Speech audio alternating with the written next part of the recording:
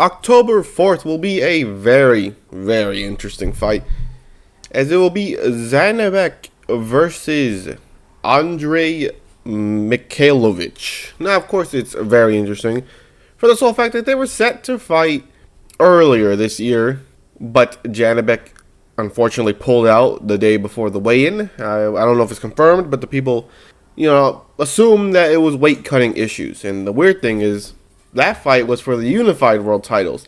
This is now for the IBF middleweight world title. Now, of course, you could tell from the promotional pictures, especially for the Australian promotion company, it says for the IBF middleweight world championship. But for Top Rank, it's for the world middleweight titles, right? So obviously, it's no longer for the unified titles. We'll talk about that later. It makes a big difference. But anyways, Andrei Mikhailovich is 21-0, 13 wins by way of knockout. Past 6 fights, pretty good fighters. Of course, his last fight was first round stoppage against Les Sharrington, 39-17. And that dude weighed in at 180 pounds. Okay, so yeah, very interesting. But we'll talk about that later. We won't actually. But the former unified title, I guess, Janibek, is 15-0 with 10 wins by way of knockout. He is coming off of the 6th-round stoppage win against the former IBF world champion and formerly undefeated fighter, Vincenzo Guattari. Anyways, of course, he did pull out of the fight against Mikhailovich for health-related reasons, but considering it was a day before the weigh-in, it's safe to assume it was probably because of weight-cutting issues. But besides that, if you see his record, it's pretty good. It is a very good fight. You see his 4th fight, you see, it's a little interesting, guy. It was Vog Alexander when he had one loss, and he beat him via split decision. So I guess back when he was still skilled enough to win. I don't get it, right? But I don't want to be disrespectful. But after that, you look at his wins. He has quite a bit of really good wins. He beat Gonzalo Correa, 2nd round stoppage. Who, that name may or may not sound familiar, but he later fought Jaime Munguia, who Munguia failed to stop him until the 3rd round. So obviously Janibek stopped him quicker. He also beat Danny Degnum, 14-0, 2nd round stoppage win. After that fight, he later went on to lose one more time against Denzel Bentley. Now, of course, Denzel Bentley, you may say, that sounds a little bit familiar. That's who we fought afterwards. He literally fought Danny, and then he fought Denzel Bentley. Unanimous decision win. Slightly close fight, not so much, but that's a great win right there. He's only lost to good fighters, only been stopped once. And look at his wins. Look at who he's won against. Good records, winning records too. So nothing to be ashamed of. Of course, his one loss was to Felix Cash, 3rd round stoppage.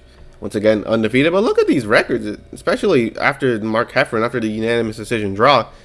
It's really good record. So it's a very good name for Janibek to have on his record. Of course, Stephen Butler, you could say is another good name. He's fought good opponents too, especially because he stopped Steve Rolls in the 1st round, which you could say not that good anymore. It definitely would have been better beforehand, but that doesn't matter. What I'm trying to say is Janibek has a really great record, which makes it even less likely, I guess you could say.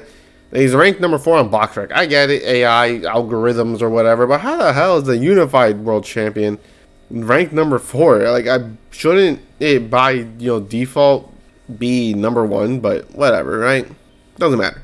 Of course, Mikhailovich, if you look at his resume, good wins too, but it's very weird. You see his first bunch of fights of a lot of inconsistencies, debuts, no wins, 1 win. The very weird record. And then you randomly get a 0-3 fighter. I think he had double digits fight at this point. He had won his 14th fight where he fought a 0-3 fighter.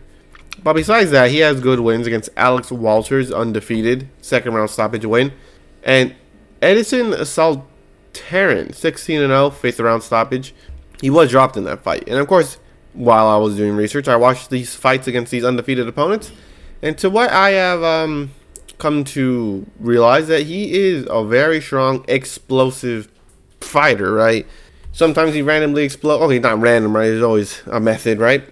But he explodes into like 4 punch combinations, very strong. He's also very quick and has good timing, which is good because he's gonna need it against the former, I guess, Unified. Cause look, he's still labeled he's the champion because he didn't lose it on the scales, because he didn't even go on the scales. But on BoxRec and basically every promotional art, as you could say, it's only the IBF, so whatever. But now that's where it kicks in. Now that's no, to my knowledge, you know, correct me if I'm wrong, is no longer the unified rules, which means now he will be hit with a 10-pound rehydration clause. That's not good for him. Assuming that we would be correct that he had struggled in making weight, and that's why he pulled out, it would be even worse now that he's being hit with a 10-pound rehydration clause. I would have picked Janibek to not steamroll through Mikhailovich, but I think he would have stopped him in the first half. Mikhailovich, don't get me wrong, very fast, good timing, strong, but Janibek is just better in basically every aspect. He's better at what Mikhailovich is good at, so that's unfortunate for him. But now he'll be hit with the 10-pound rehydration clause on an already, assuming, struggling to make weight Janibek, which is bad. Like I said, everything that Mikhailovich is good at, Janibek is just better than him, right? He's more explosive, he's more powerful, he has better timing. The one thing he doesn't have is the same speed. But at the same time, like they say, timing beats speed, so it doesn't really matter.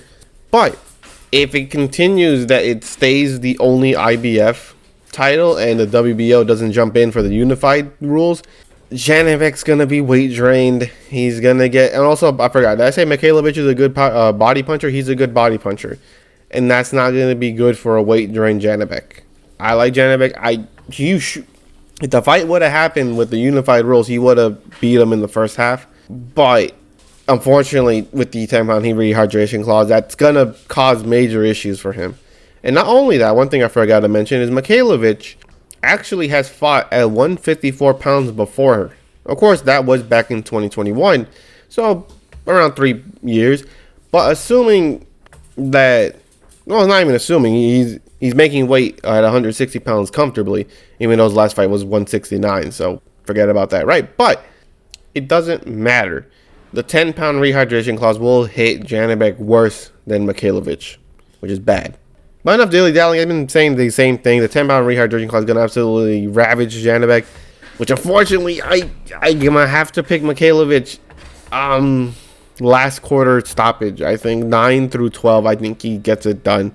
I just think it's going to be too much. I think he's already struggling to make weight, and then he's going to hit with the rehydration clause. That's going to be horrible. Absolutely horrible. But what do you guys think? Do you think Janibek can push through the rehydration clause, or do you think Mikhailovich will become a world champion? Now, of course, if he loses, does Janibek also vacate his WBO belt, or how does that work? I don't know. Whatever. The rules I do not really like to keep up with. But anyways, hope you enjoyed this video. We'll be rooting for Janibek a little bit, but hopefully I'm wrong. But anyways, like I said, hope you enjoyed this video, and I'll catch you in the next one.